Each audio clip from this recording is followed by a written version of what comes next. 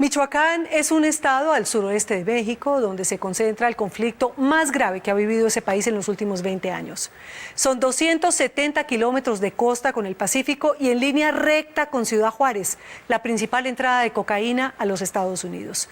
Hay una guerra a muerte entre el temible cartel de los Caballeros Templarios y las autodefensas, lideradas por campesinos, finqueros y hasta un médico que se han cansado de los abusos cometidos por el crimen organizado con impunidad casi absoluta.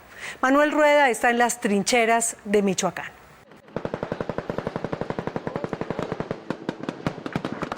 El día que nosotros cantemos victoria es porque ya están sepultadas las cabezas principales del crimen organizado. Y que lo comprobemos mediante ADN, porque esos desgraciados tienen la costumbre de resucitar. Manuel Mireles alterna su estetoscopio con un chaleco antibalas. ¿No vio movimiento? Este médico de 56 años es uno de los fundadores de las autodefensas que luchan contra los narcos en el occidente de México. Viajamos al estado de Michoacán para conocer a Mireles y a Hipólito Mora, dos de los líderes principales de las autodefensas de México. Estuvimos en los frentes más violentos de esta guerra entre narcos y autodefensas. Aquí están los hechos, sí. Mire, fíjese para arriba cómo está.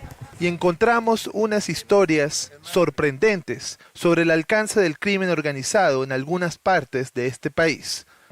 En el mes de noviembre ya tenía yo un registro de 26 niñas violadas y embarazadas de 11 a 12 años. En diciembre tuve el último registro de 14 niñas. Al principio nomás daban la vuelta en la escuela y se las llevaban.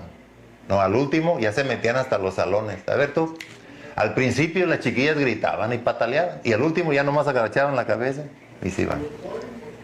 Abusos como estos han hecho que en los últimos 12 meses unas 60 comunidades en México formen grupos de autodefensa.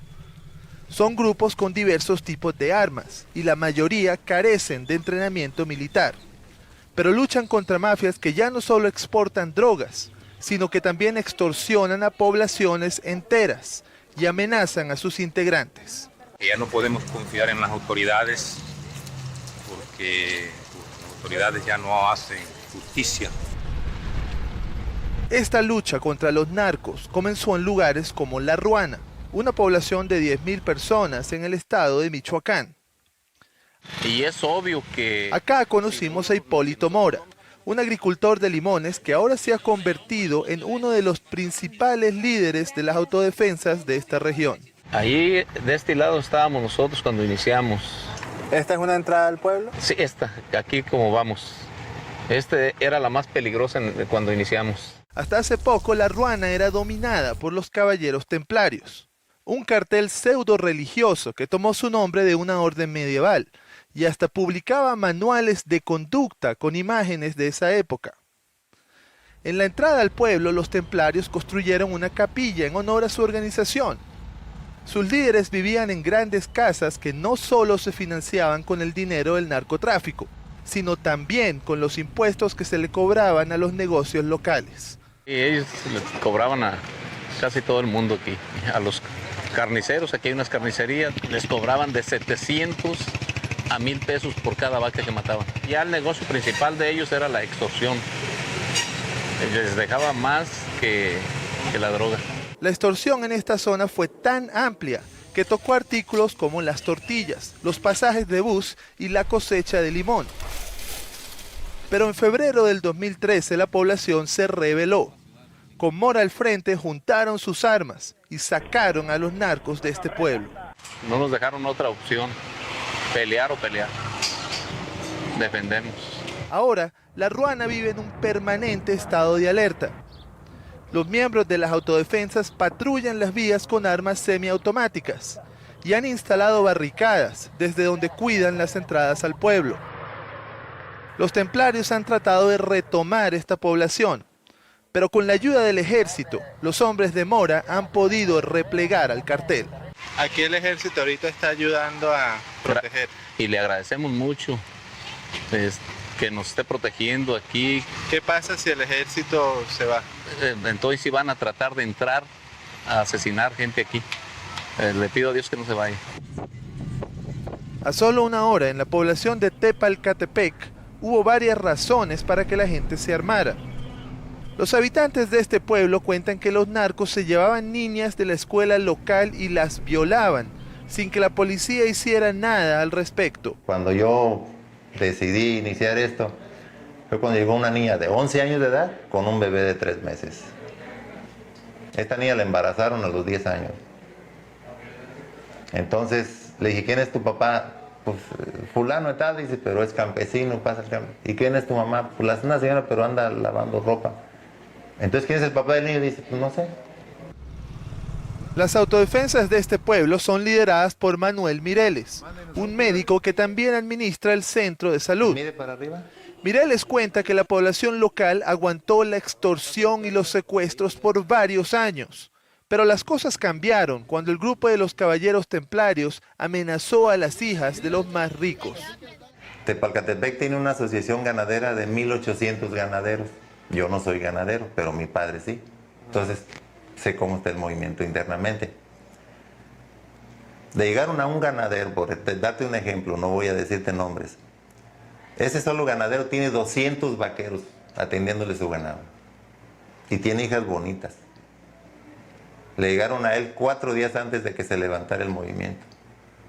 Y le dijeron, oye, venimos por tu hija. Y le dice, pues sabes de que les hemos dado todo el dinero que han querido. De cada vaca que vendo les doy 1,000 pesos. Cada que piden les doy. ¿Por qué vienen ahora por mi hija? No, dice, es que pues el jefe la quiere.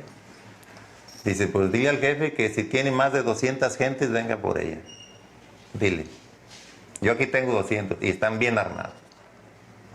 Esos estúpidos no pasaban de 90. Según Mireles, la autodefensa de este pueblo cuenta con 3.000 hombres armados. Vienen de todos los rangos de la sociedad. Todos estamos en nuestro trabajo. Yo estoy aquí. Los compañeros ganaderos están ordeñando sus vacas o están alimentando sus becerros. Pero a la hora que el radio empieza a gritar, ¡hey, nos están atacando en tal lado! Mire, dejamos todo y arrancamos. Para pelear contra la inseguridad, el gobierno de México ha enviado miles de tropas a Michoacán. Estos soldados cuidan carreteras y entradas a pueblos, y en algunos casos han prevenido ataques de los caballeros templarios. Pero los grupos de autodefensa dicen que no dejarán sus armas hasta que el gobierno capture a los principales líderes de este cartel. Su principal objetivo es Servando Gómez, alias La Tuta, un jefe templario que se mueve libremente por algunas zonas de Michoacán. Gómez reparte dinero para obtener el apoyo del pueblo y de vez en cuando da discursos a favor de su grupo. A ustedes se les ha explicado y se les ha dicho que somos un mal necesario y que desgraciadamente o afortunadamente estamos nosotros, pero que si no, estaría otro grupo. ¿Dónde está tu marido? Ando trabajando. ¿Y por qué no entra a trabajar conmigo? Le voy a decir que entra a trabajar con Dile usted. que... Pues sí. El mío anda trabajando con su hermano, profe. A mí no, ni para que me diga. Imágenes como estas indignan a los grupos de autodefensa y los alientan a seguir en el conflicto. A pesar de repetidos intentos del gobierno por desarmar a las autodefensas, estos grupos se siguen extendiendo por el estado de Michoacán. Nuestra guerra no es contra el ejército, no es contra los federales, no es ni siquiera contra el Estado, que lo único que ha hecho todos los días es amenazarnos con venir a levantarnos, con venir a desarmarnos. En cuanto nosotros confirmemos que los líderes principales del crimen organizado estén detenidos o enterrados, nosotros nos vamos a regresar 100% a nuestra actividad. Anteriormente, las autodefensas de Michoacán se mantenían dentro de sus municipios de origen, pero desde enero varios grupos avanzan de pueblo en pueblo, en un intento final por expulsar a los caballeros templarios del estado.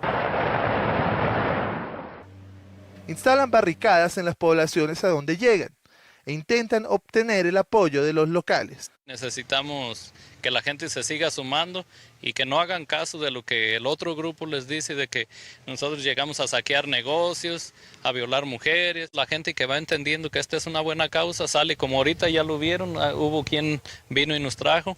La mayoría de las personas, los repartidores, como lo que es el pan, o algunas compañías refresqueras nos dejan alguna reja de refresco o así, pero porque ven pues que la causa es buena. Este grupo de autodefensa del municipio de Tancítaro se ha ganado más que un almuerzo gratis. Entre sus filas encontramos a algunos exintegrantes de los Caballeros Templarios. Hacían pozos y les echaban gasolina vivos, enterraban a familias vivas. Andrés Moreno, un campesino de 19 años, trabajó por 4 meses con los Templarios. Ganaba $150 a la semana, pero dice que este grupo también le cobraba a su familia un impuesto por su cosecha de aguacates. Los templarios le estaban extorsionando a tu familia. Exactamente. Pero tú te pusiste a trabajar con ellos. Exactamente, pues nos metimos con ellos. ¿Para qué? Nosotros pensamos supuestamente para que ya no nos pidieran, pero nos volvieron a pedir más. Toda la ranchería Tancítaro, todo eso ya no aguantaban tanta violencia de ellos. Quitaban huertas, mataban niños. Supuestamente a los que tenían más dinero, los iban matando así, por decir, para quedarse con ellos con las mismas pertenencias. Jesús Bucio dirige el grupo de autodefensa en el que participa Andrés. Dice que los cultivadores de aguacate, que anteriormente sufrían a manos de los templarios, se han convertido en los principales contribuyentes de su organización. Los que les quitaron sus propiedades nos están ayudando con el 80% de la fruta que tenían esa zona, ¿sí? Ya los que ya recibieron sus huertas, que ya se les entregó, eso nos apoyaron con algunos, otros hasta nos dieron su cosechita, dijeron pues ya teníamos la huerta perdida, ¿cómo es posible que no les ayudemos con la frutita que se va a vender? Es acá que surgen varias dudas sobre estos grupos de autodefensa. ¿Verdaderamente pueden subsistir de donaciones? ¿O se van a apropiar de grandes cantidades de recursos a las malas, como los paramilitares de Colombia? Es difícil saber lo que sucede en los distintos municipios. Pero Bucio dice que a él no le interesa apropiarse de los recursos de los agricultores locales. ¿Y esto es una sola vez que van a donar o cada año? No, ¿cómo que cada año? Nada más una vez, es de ellos. Si dejan un 20% es para atender su huerta y es de ellos, nadie les va a recibir ya un peso. No tenemos por qué andarles quitando, pues estaríamos peor que los templarios. No, nada de ninguna cota más van a dar. A pesar de sus buenas intenciones, las autodefensas presentan un reto peculiar para el gobierno de México. Por un lado, estos grupos han ayudado a disminuir crímenes como la extorsión en ciertas partes del país. Pero por otro lado, algunos les acusan de cometer abusos, como exiliar a cierta gente de sus comunidades sin un debido proceso. El gobierno está tratando de integrar a estos grupos en sus filas, convirtiéndolos en una suerte de policía rural. Una idea de la que aprueban líderes como Jesús Bucio. Pues me parece bien porque solamente nosotros los que somos campesinos, los del campo, los comunitarios y como los de autodefensa conocemos los cerros, cada quien en su pueblo conoce los cerros, conoce por dónde se esconden. Sin embargo, aún no se sabe hasta cuándo estarán activos estos grupos. Y sus críticos temen que algunas autodefensas ya están infiltradas por el narcotráfico. ¿A usted le han ofrecido para que trabaje para otro grupo? Sí, pero no han logrado su propósito ni lo van a lograr tampoco. ¿Y qué le han ofrecido? Dinero, pero